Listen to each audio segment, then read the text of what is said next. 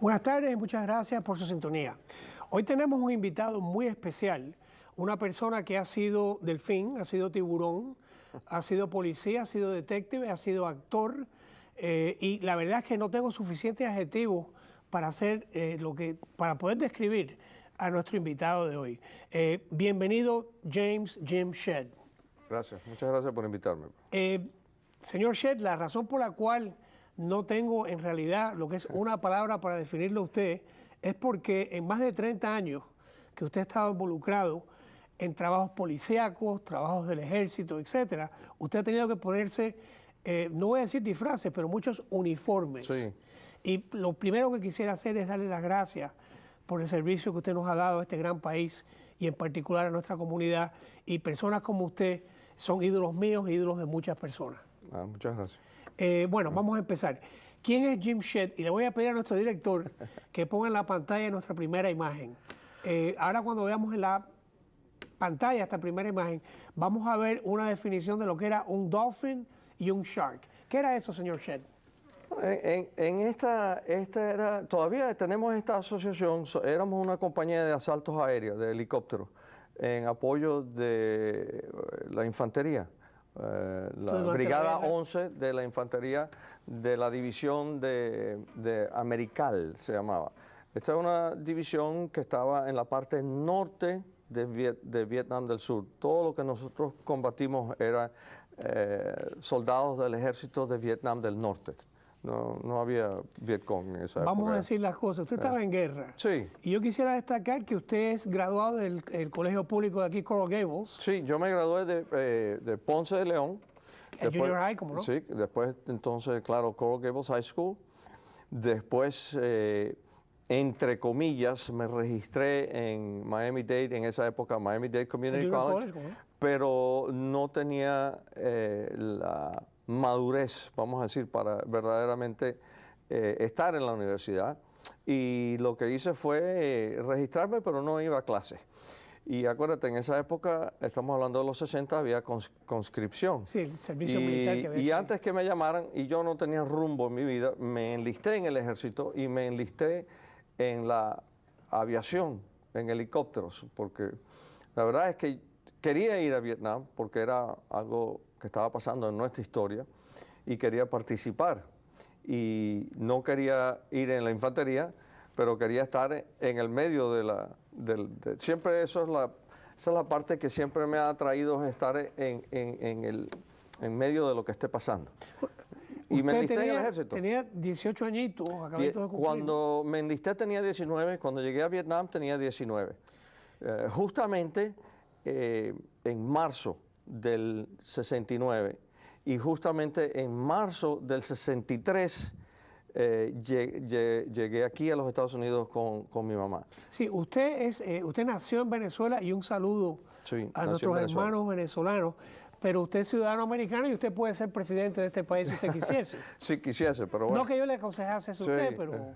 Aunque me gusta mucho la política. Yo creo que usted tiene la vocación también. Vamos a volver todavía un momentico a Vietnam. Eran unos tiempos que a los jóvenes que ven este programa que no vivieron eso, eran muy turbulentos en la historia de este gran país.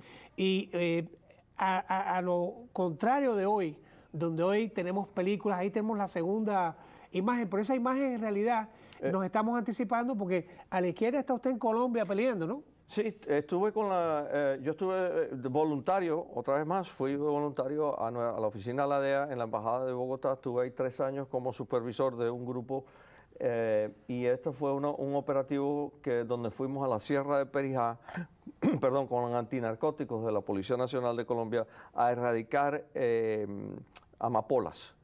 Estábamos erradicando amapolas y en esa área esas amapolas son controladas por los helenos, el Ejército de Liberación Nacional. Y ese helicóptero que está ahí me viene a buscar a mí y a otra persona. Él se retiró ahora como teniente coronel, pero en esa época era un capitán. ¿Ustedes en aquellos momentos estaban prestados al gobierno de Colombia o cómo trabajaba eso? No, mira, la DEA tiene una larga historia de una cooperación muy, muy estrecha con la Policía Nacional de Colombia, con antinarcóticos, con las diferentes secciones. Y yo en ese momento fui con la antinarcóticos, que es una fuerza de choque. Es como un batallón de infantería. Ellos tienen helicópteros artillados, todo eso. Y cuando me invitaban, yo siempre iba con ellos. Déjeme hacer un paréntesis. Nuestro gran director, Archie Cohen, nos estaba contando que hoy en día lo que uno se acuerda de ese tiempo son las novelas que caracterizan a ciertas personas que estaban involucradas del otro lado, la gente que vendía las drogas, y se buscan actores y actrices muy bonitas. Usted no es Paul Newman, usted es Jim Shedd, ¿no? Entonces, a quien estoy viendo yo es el que se fajó de verdad. Y no sé si es lamentablemente porque usted no pide que tengan una serie de televisión sobre usted, pero usted estaba ahí antes de que capturaran a Escobar y usted fue encubierto, ¿no? No, yo estaba aquí en la DEA y claro, en esa época buscando a Pablo Escobar, toda la DEA estaba buscando a Pablo Escobar. Venían en esa época, yo estaba aquí asignado en Miami y yo trabajaba como portavoz y asistente ejecutivo del director de la DEA, de toda la división de Miami, que en esa época era todo el estado de Florida hasta Trinidad y Tobago. Entonces, cuando venía un dato de que Pablo Escobar estaba en Haití, salían tropas de la DEA, ¿no? Agentes de la DEA a Haití, a la República Dominicana, pero todo eso era porque hay que perseguir cada pista. Claro, al final se dio cuenta que Pablo Escobar nunca salió de Medellín y le cerraron el círculo hasta que lo mataron. Dicen las malas lenguas, y esto quizás no salga en los programas de televisión, que él pierde el respaldo del pueblo cuando empieza a matar policías que eran personas decentes, que no tenían que ver nada con nadie. Los primeros policías que él mata fueron los 4 policías que lo arrestan por la primera vez. Cuando entran a la catedral, él tenía, y tengo fotos de ahí, de la catedral, donde él tenía 4 policías, 4 muñequitos de Policía Nacional, y eso significaba los 4 que lo habían arrestado a él la primera vez. Él era un carnicero, ofrecía, que estaba pagando $1.500 por cada policía que alguien mataba. Pero él le declaró la guerra, no solamente a los policías, sino al gobierno de Colombia. Y por su voluntad y su fortaleza como bandido con dinero que tenía, él logra que cambie la Constitución de Colombia y no permitan la extradición. No, y lo eligen a él lo eligen como congresista alternativo primero, pero él cambia. Cuando el Congreso cambia la Constitución y dice no más extraditarlo, él se entrega. Esa misma tarde él se entrega. Que es cuando crean esa cárcel que él creó la cárcel de la catedral donde él escoge sus guardias. Todo. Y a él por fin lo tratan de sacar de ahí, el presidente Gaviria, porque él estaba matando gente dentro de la cárcel, porque él los mandaba a llamar y le decía, ustedes ahora me tienen que pagar a mí.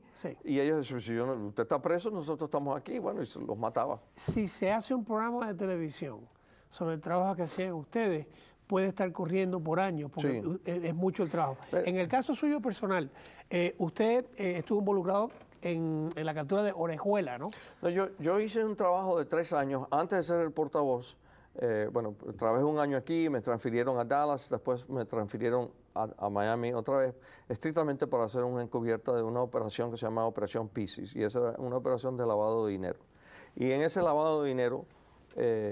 ¿Cuál era el rol suyo? Que sé que usted tuvo que asumir un rol. Sí, el rol mío era italiano, creo. Era descendiente de italianos, tenía nombre, tenía pasaportes, licencia de manejar, registro de votante, todo un aparato que se monta, tarjetas de crédito, todo eso bajo el nombre falso, y mi trabajo era de recibir el dinero proveniente del narcotráfico, contarlo y introducirlo al sistema bancario y esperar órdenes a dónde se movía el dinero. Y así... Lavado de dinero es lo que... Sí, entonces así es, seguíamos el dinero, pero lo más importante era que así seguimos a los individuos que traían el dinero y eventualmente encontrábamos la droga. Es interesante. Es un trabajo muy intensivo y cuesta... Y no, claro, y quiero decir que no lo hice yo. No, usted es parte del equipo. Fuimos un equipo y un equipo muy eficiente. Le voy a pedir a nuestro... director que ponga el tercer grupo de fotos, porque yo empecé presentándolo a usted como un delfín y un tiburón. ¿Quiénes eran los delfines y los tiburones? Y creo que es usted ahí, el que está ahí, ¿no? Sí, Este era, los delfines éramos los que transportábamos tropas sacábamos a los heridos, transportábamos comida, siempre apoyando todo lo que se necesitaba de las compañías de infantería que estaban desplegadas en el territorio donde nosotros estábamos cubriendo. Peleando. Los tiburones eran los helicópteros artillados que estaban asignados a nuestra compañía. No eran las Cobras, eran los helicópteros, pero estaban artillados. ¿Y ese helicóptero que está ahí es uno de los tiburones o no? No, ese es uno de los Dolphins. Y el de la izquierda es un piloto. Yo era no sé cómo se traduce en español, el jefe de grupo. Jefe del grupo. O sea, yo era encargado del helicóptero. El helicóptero estaba asignado a mí.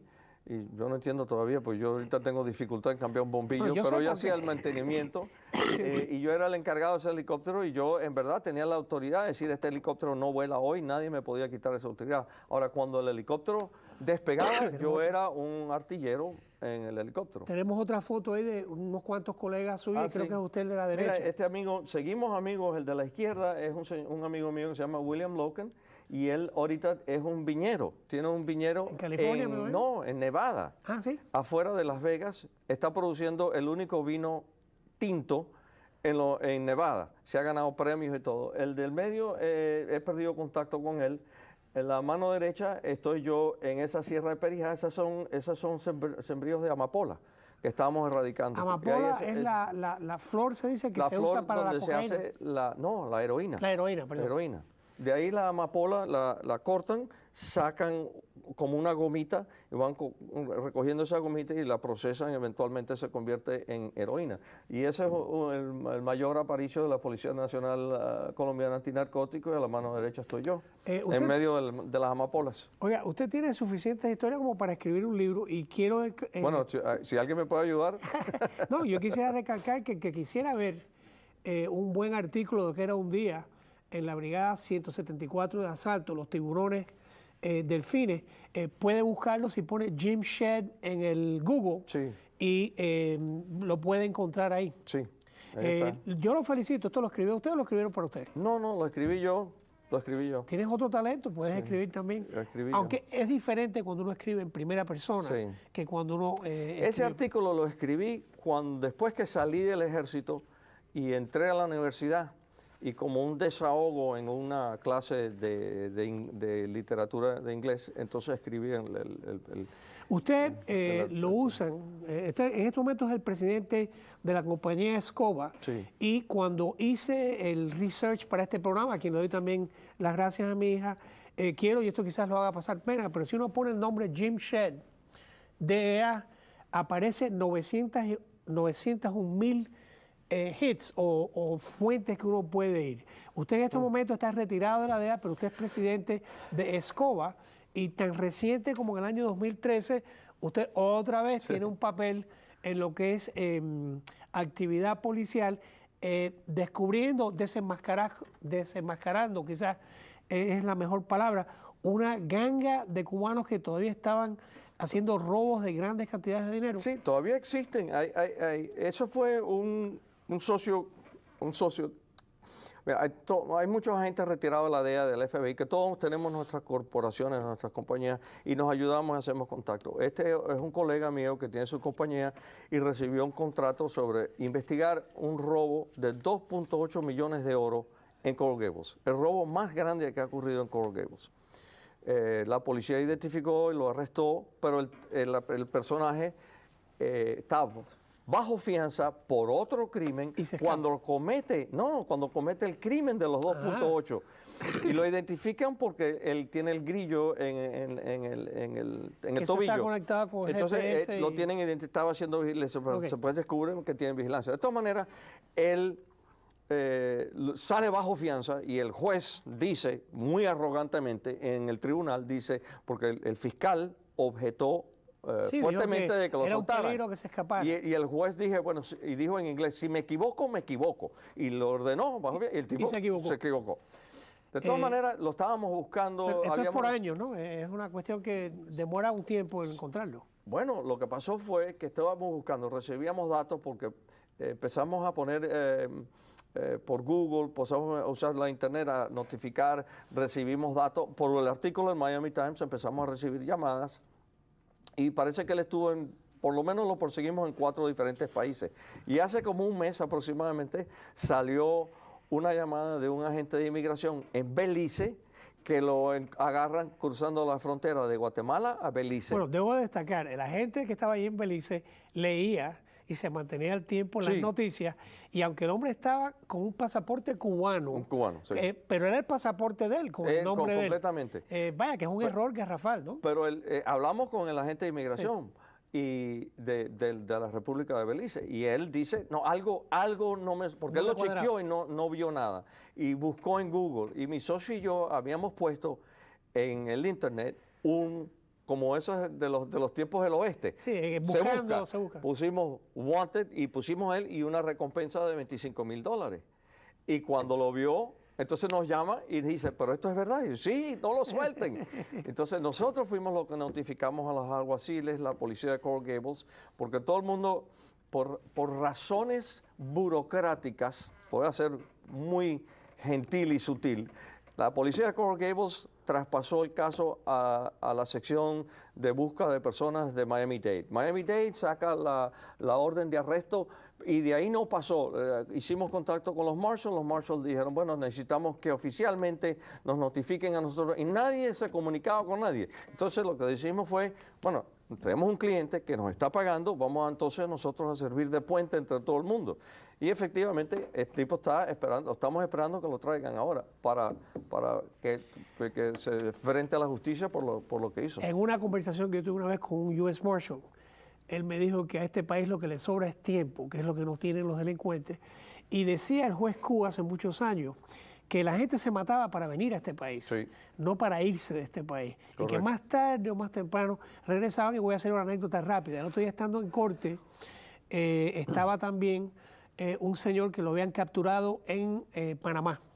Era un cubano que se había ido con dinero de estos de Medicare, de fraude de Medicare, y pensaba que él podía ir a Panamá sin problemas. Cuando entró en Panamá, enseguida lo llamaron y estaba ahí sentado. Pero hace poco uno de los que cometió el gran fraude de Medicare, varios, fueron a Cuba y ahora trataron de entrar otra vez por México y los agarraron. No, y que no me sorprenda que eventualmente, lo voy a decir yo desde ahora, Cuba los va a devolver. Sí. El momento viene. Porque ellos los usan. Perdone, porque nos hemos ido en una tangente. Tranquilo.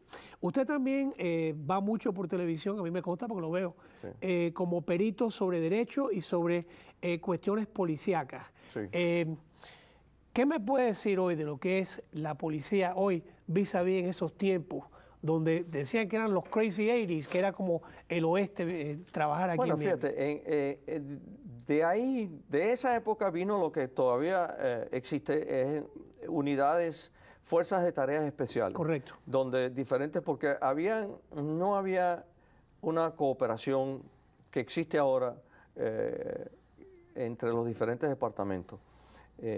Si tú comparas lo que estaba pasando aquí en los finales de los 70 y los 80, fíjate cómo ha cambiado la situación.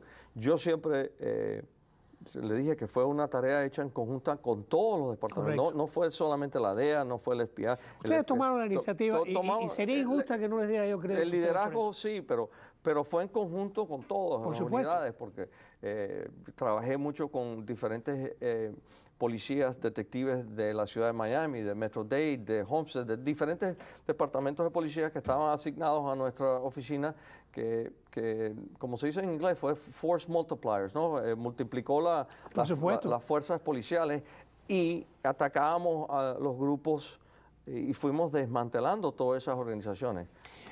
La verdad que hemos dicho en un par de minutos un trabajo que demoró 20 y pico de años. Sí, señor Shedd, ahora que usted está como presidente de SCOBA, ¿ustedes se dedican a hacer investigaciones? Sí, investigaciones privadas donde, por diferentes cosas. Ayudamos a buscar personas que están perdidas, por ejemplo, estamos ayudando a una señora que tiene 3 años que no oye nada de su hijo.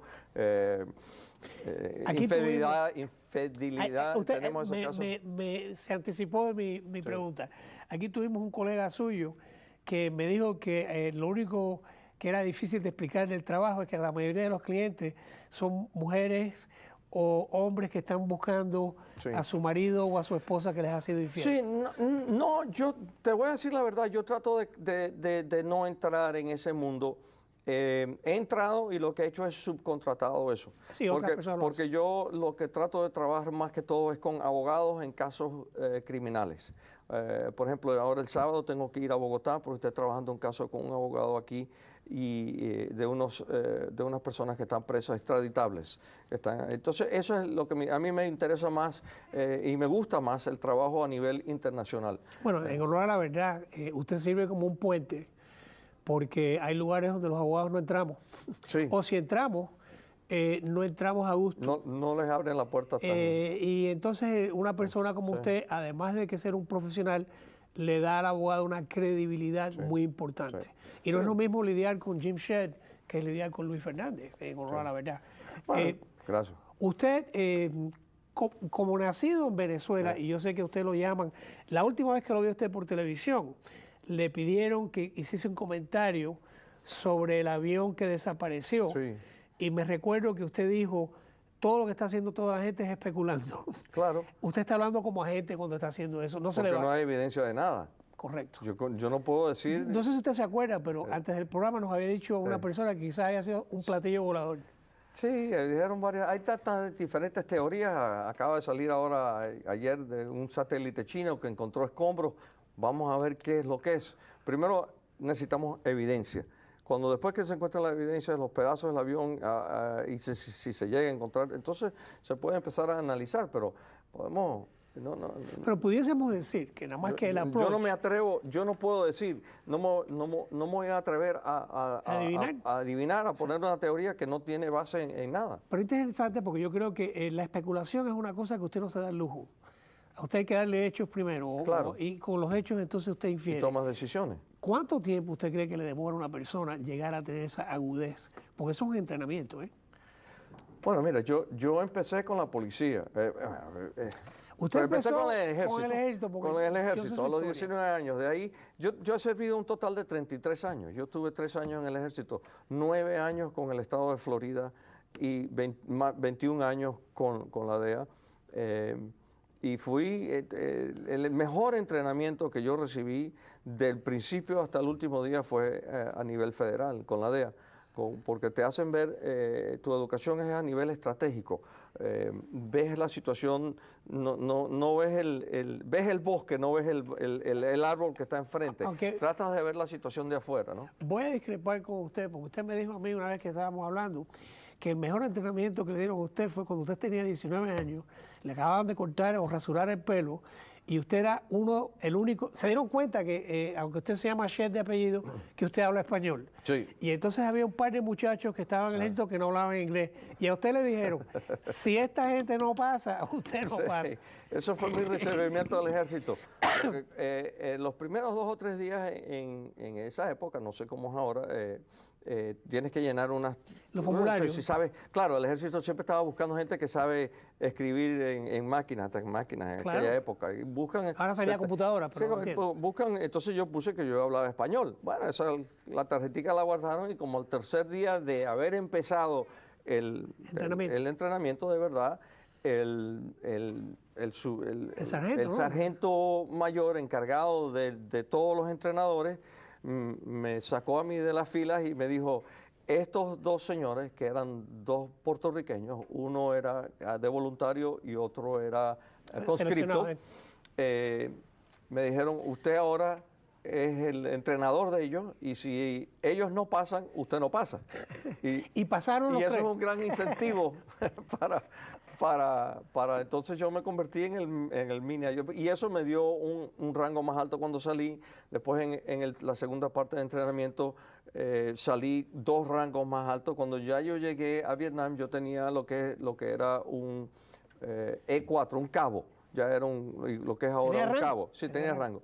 Y el puesto ese de crew chief, no sé cómo se dice en español. Sí, el jefe de grupo. El jefe del helicóptero, sí. El encargado del helicóptero es de rango 5, de sargento. Le pagan más. Entonces, pero no podía porque no tenía el suficiente tiempo. Entonces, 14 meses dentro del ejército, yo subí a rango de sargento. Después, entonces, después de eso salí de ser volar constantemente, sino era el segundo encargado del pelotón.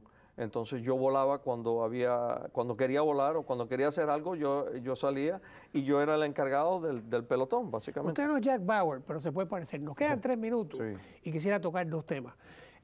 Hoy, como ex agente del DEA, que es un equipo triunfador, usted es solicitado en todos lados y tiene las puertas abiertas en todos lados. Cuando usted regresa de Vietnam en el año 70, 71, ser soldado no era tan popular. ¿Cómo se sentía uno cuando regresaba y cómo se siente usted hoy? Bueno, yo cuando yo entré, primero yo pasé un par de meses, yo fui evacuado por una herida, estuve en Japón, en un hospital en Japón 2 meses y yo entré a los Estados Unidos por San Francisco. A mí nadie se metió conmigo, yo estaba en uniforme, no pasó nada, llegué a Miami y yo tenía un año más de obligación. Entonces yo regresé, me mandaron a Fort Rucker, que es en Alabama, al cruzar un poquito más al norte de Tallahassee. Y ahí estuve, terminé el año, y eso fue como un año de compresión, ¿no? Adaptación a una vida semicivil, semimilitar. Porque no estaba encargado de nada, no tenía nada que hacer. Gracias a Dios usted no estuvo afectado. No, a mí no me afectó. A mí me afectó después que salí del ejército, no encontré trabajo porque no había trabajo. Y eso me forzó, de verdad, que me vio forzado a regresar a la universidad. Pero donde se cerró una puerta, se abrió otra. Y hay que tomar oportunidades. Nos quedan 2 minutos. Yo quiero que usted coja una brújula, porque yo creo que a usted todavía le falta, como decía Robert Frost, miles to go before you sleep. ¿Y dónde va a estar Jim Shedd en el futuro?